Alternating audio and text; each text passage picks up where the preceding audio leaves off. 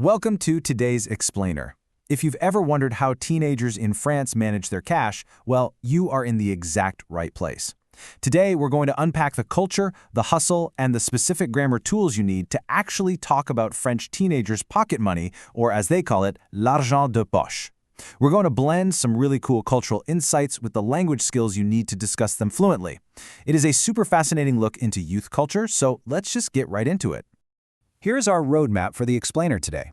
Number 1, the pocket money culture. 2, how teens earn money. 3, spending and saving habits. 4, mastering object pronouns. And 5, negation and asking questions. Section 1. The pocket money culture. Let's dive right into how totally different cultures view handing over cash to teenagers. Picture a conversation between a diverse group of friends. First, we have Kunal, who's from India. He explains that he generally gets pocket money as a gift for special occasions, like Diwali, or maybe when his grandparents visit for his birthday. So it's in a regular lump sum. But on the other hand, we have Pauline, and she represents a very traditional French expectation. She receives a fixed, regular sum from her parents every single Wednesday. For so many French youths, this regular allowance isn't just a random gift, it's practically a weekly institution. It's really designed to teach them how to budget from a very early age. Section 2. How teens earn money. But let's be real for a second. What happens when that fixed weekly allowance just isn't quite enough for all the things a teenager wants to buy?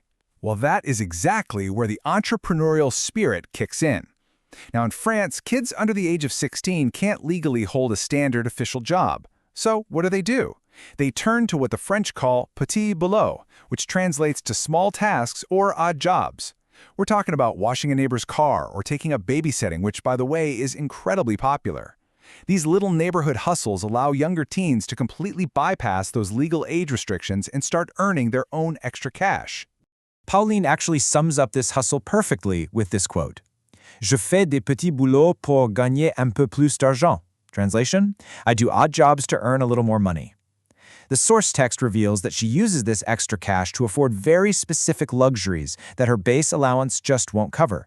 Things like bande dessinée, which are comics, and DVDs.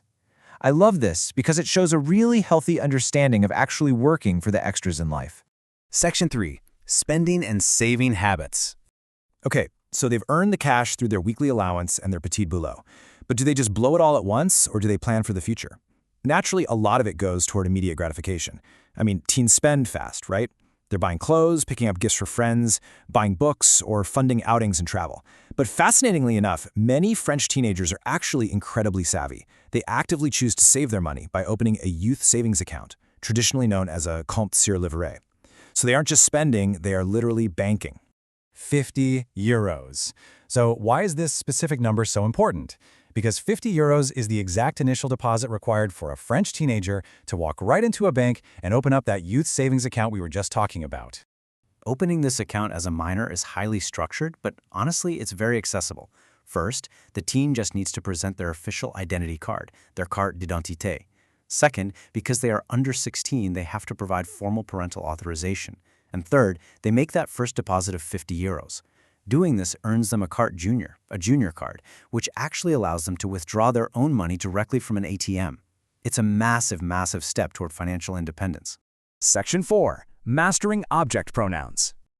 Now that we understand the culture behind the money, how do we talk about it without sounding super repetitive? Well, your secret weapon here is mastering object pronouns. Direct pronouns, like la, la, and less, directly receive the action. Think, I spend it.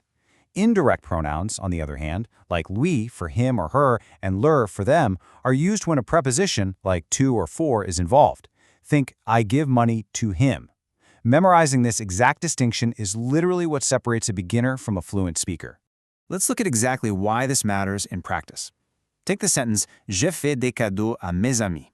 I give gifts to my friends. Look, it's grammatically correct, but repeating to my friends over and over again in a normal conversation gets really clunky. Instead, we can just replace à mes amis with the indirect plural pronoun leur. So the sentence smoothly becomes Je leur fais des cadeaux. I give them gifts. It's instantly shorter, much sharper, and sounds perfectly natural. Section 5. Negation and asking questions.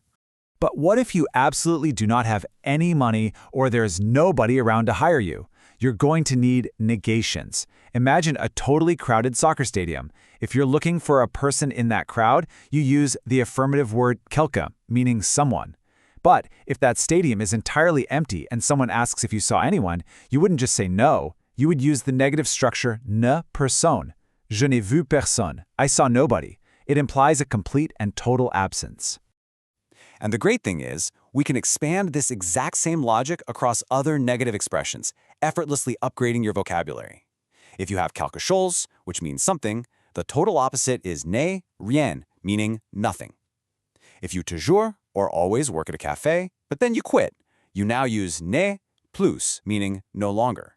And if someone asks if you have déjà, or already, saved up those 50 euros and you're still working on it, you simply reply with ne pas encore, not yet.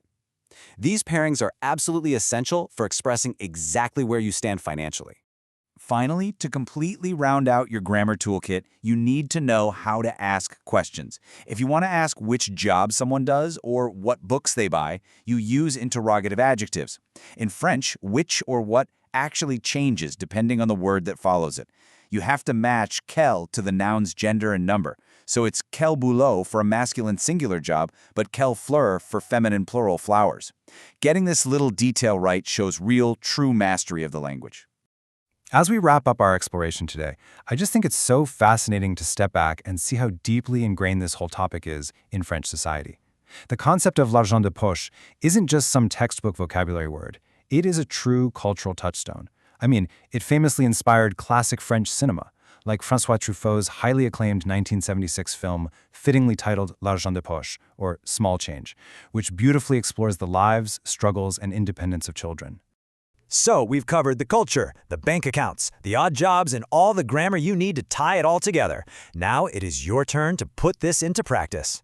I'm going to leave you with this final thought to spark your memory and test out your new vocabulary. How exactly did you earn your very first pocket money?